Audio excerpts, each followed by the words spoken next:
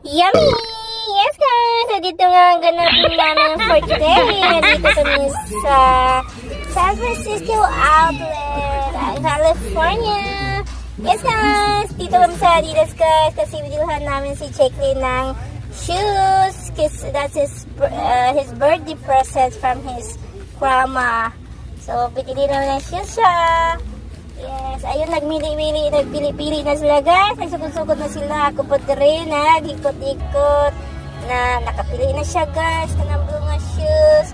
Angay siya, ana. So, kani si Jacqueline, lahi po na siya guys. Ug kung sa iyong angay yan, angay-angay gud na siya. Pwede siya mo angay guys. Di gud na siya musulog guys. Maunang nay.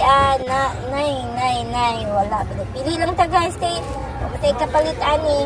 Ug kani what the di ami diri naghapit mi diri sa Fritz Sales and yes, na favorite nilang kanon ana